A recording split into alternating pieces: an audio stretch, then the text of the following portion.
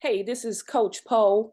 I wanted to do a video because after posting about the scholastic events or the high school basketball events that's permitted in June, um, I started just communicating with different coaches. Well, the first thing I noticed that every state was not represented on that list that I provided of the approved events.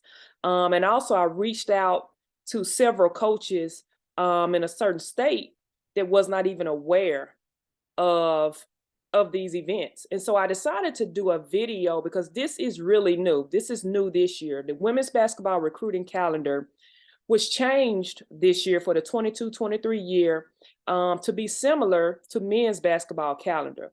Um, some of the changes to the calendar was basically I've been talking about the basketball academy that in the last evaluation period in July, where there's a certain event. There's only one event that college basketball players, college basketball Division I college basketball coaches can attend. But another change was this June. Typically, June there's not an evaluation period in June because typically June high school players go with their high school teams. Well, now there is an evaluation period in June for that exactly. So I wanted to share that with you. So I'm gonna share my screen so I can show you what's going on because I want people to know, these high school coaches to know what's available for their athletes.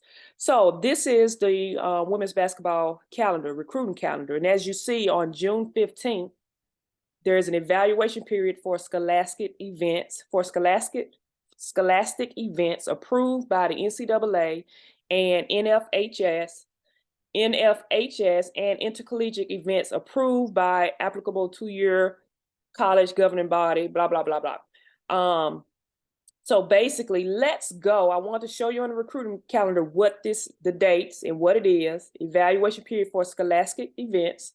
And I want to show you, here's the actual web page that talks about it, June Scholastics events, how to apply. But I wanted to talk about specifically who has to apply to get the approval to have these events in your state.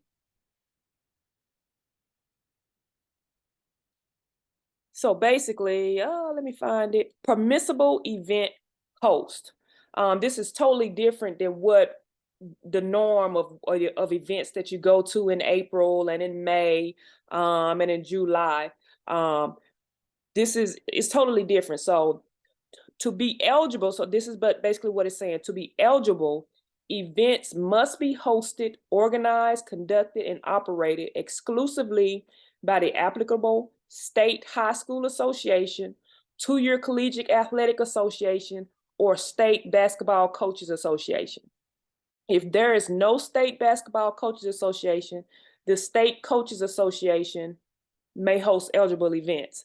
So basically, high school coaches, if you're not aware of this, get with your state association or your basketball coaches association and make them aware of this, because you may have an event that's already going on during the month of team camps or some kind of event that's already going on in your states in June. And all they have to do is fill out the paperwork and host that event during the evaluation period and have that paperwork, put in that paperwork to the NCAA and have that event certified. There may be certain states that already do that, already have, like I said, already have a running event. All you have to do is get that event certified through the NCAA, and then Division I college coaches can come to that event.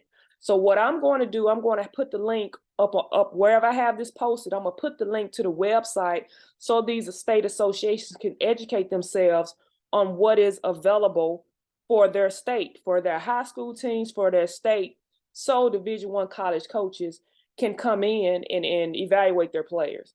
So like I said, after talking to several coaches who in a certain state that was not even aware of this, I decided to do a video to make people more aware. I mean, like I said, this is totally new.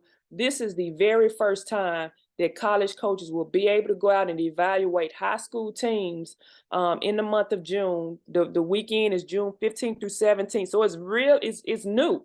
It's new, so it's not uncommon for people to not know about it. But I want to make sure people knew about this and get educated on it. So if you've missed the deadline, because I've been reading and it seemed like there was a deadline to put in to have your event certified. If you missed the deadline this year, I just want to make sure you don't miss the deadline for next year. But also, if you missed the deadline, some events in other states have been allowed or have gotten approval to have teams for other states come to their state event. So I just want to make people aware of that, just educate you more, make you aware of this information so more people can get involved and more people can get educated so young athletes, so these young ladies can have Division I coaches at their events. All right, so I hope this information was helpful. I know I rambled a little bit, but this is totally new. I wanted to provide as much information as possible. I'm gonna have a link to this website so you can go through and read it and let your associations know what's available in their state for their state. All righty.